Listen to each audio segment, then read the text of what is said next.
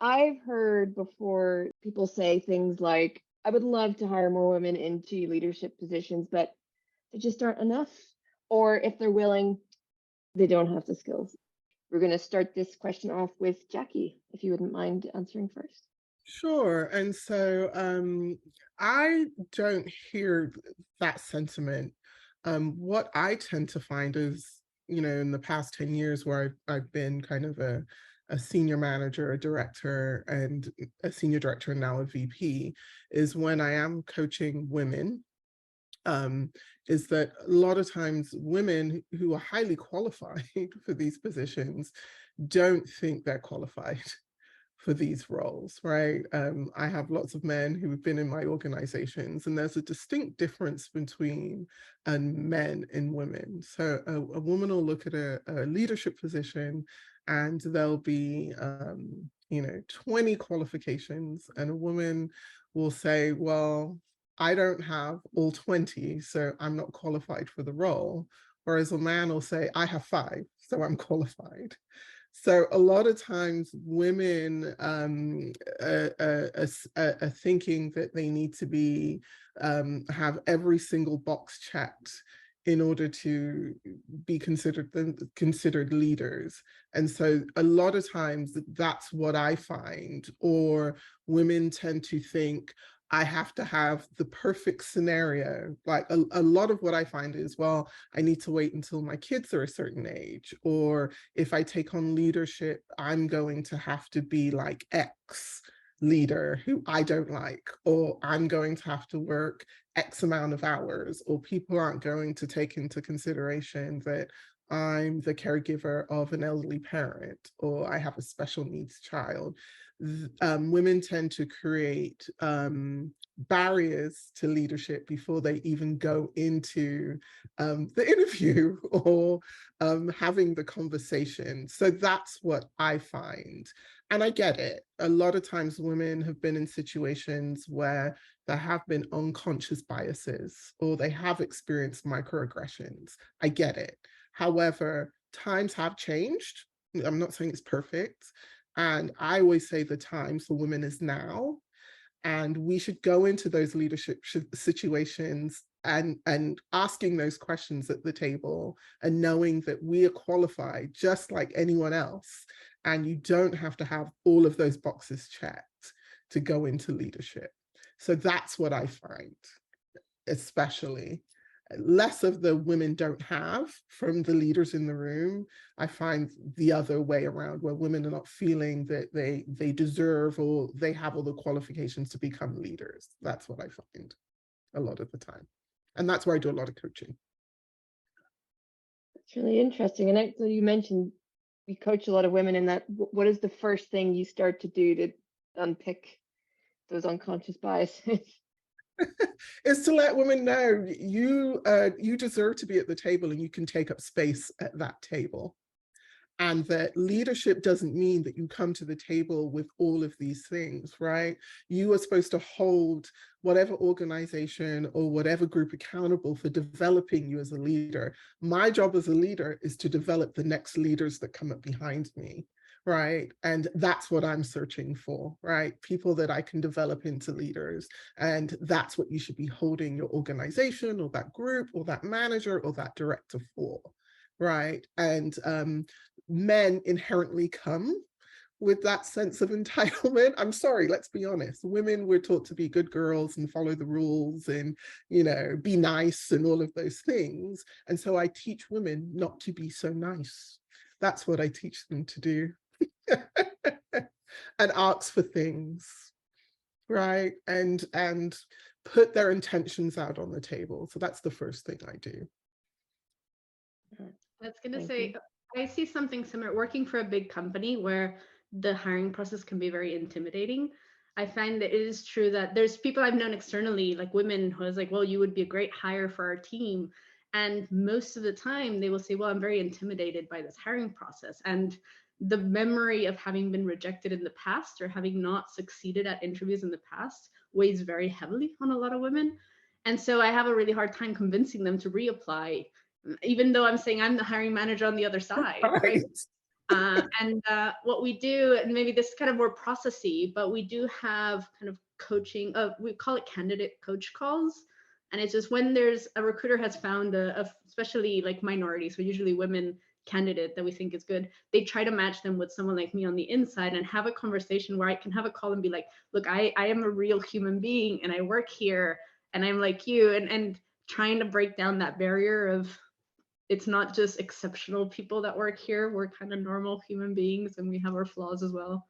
But it's hard because it's not something that scales, right? Because you can't be doing this. It only works for candidates where the recruiters have already found those candidates. So you're not kind of actually reaching out to a lot of women. I'm almost gonna, this is probably not the right way of thinking about it, but I'm always going to go on the same thread of things that we can do as leadership. So it's not necessarily as helpful, but it's something that I saw someone do a talk recently, thought it was really interesting to think about things like gendered language in job descriptions, or not just gendered language, but like the language is used in things like job descriptions. And I haven't used this yet, but one of the things that they talked about was Total Jobs has like a bias decoder. So you can put your job advert in and it will highlight the language that's used within that to say whether or not you're kind of already being gendered in the language that you're using in the interview now, in the advert. And I realize that's not helpful for people who are trying to get into something, but as a general thing, if you're in a role where you are ever hiring people, I think that's whether that tool works. As I said, I haven't used it yet. I just checked to make sure it does definitely exist. But it's something to watch out for. And I think it's really interesting where you don't necessarily think about how gendered the language could be in the advert in the first place. And that itself is just putting people off in terms of what they are going to do.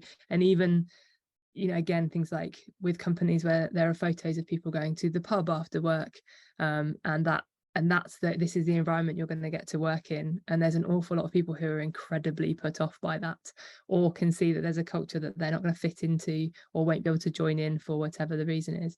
So just thinking about, how does that advert look to others?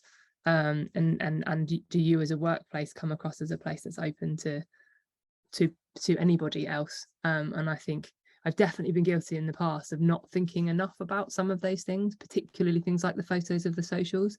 Here's everybody together having a great time, and then going, oh, hold on, there's a whole load of people who are just being excluded by this automatically.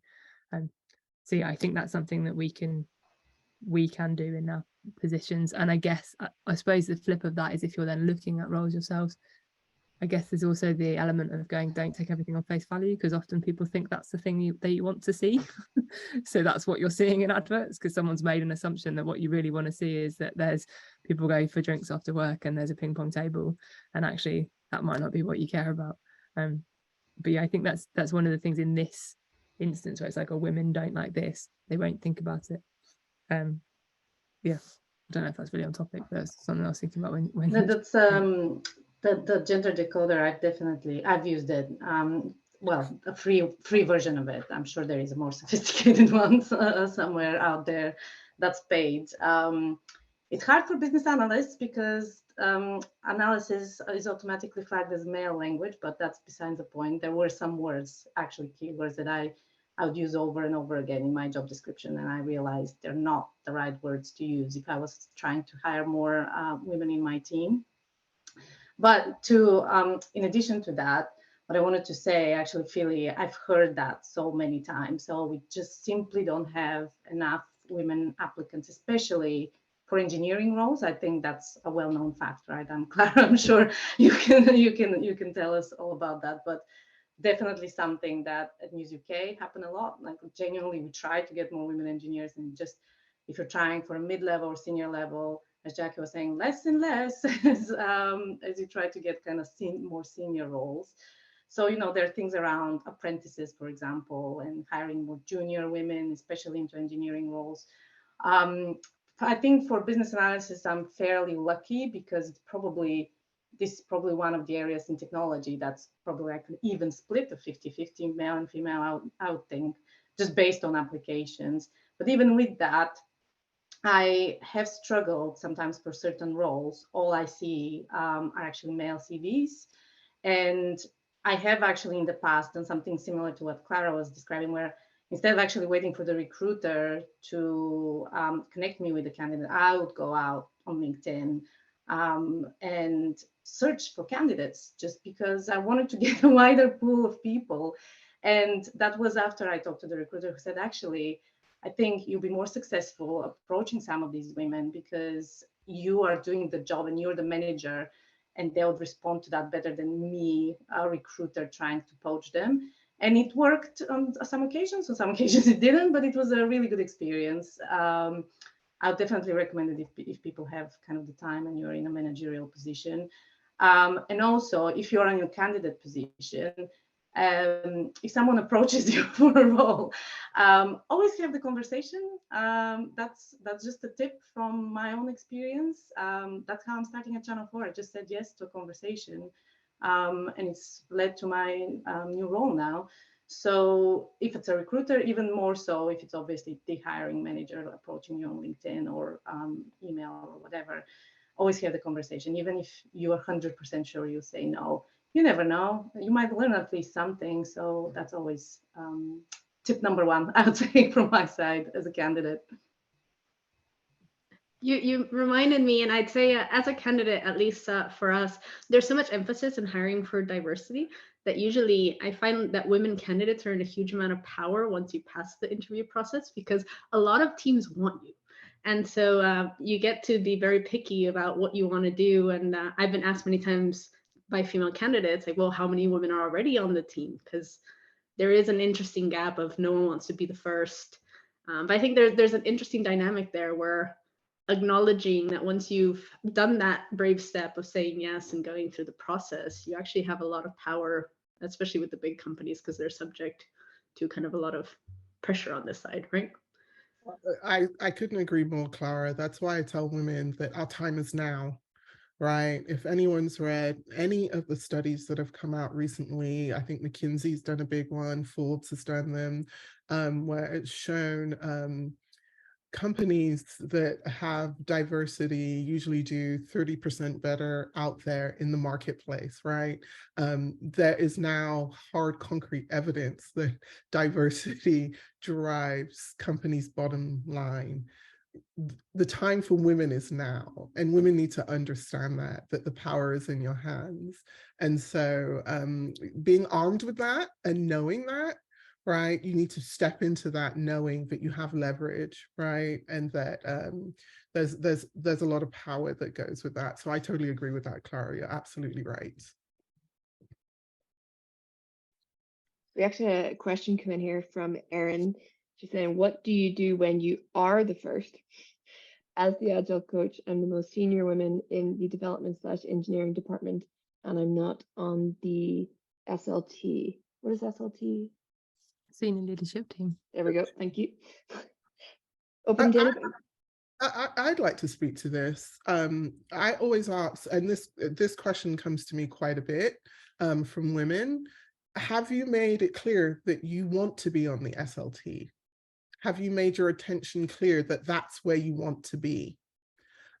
Often women have been socialized that if we show up, we work really hard, we're nice to everybody, that our hard work will be recognized, and someone will then come out and just see that and elevate us to the senior leadership team.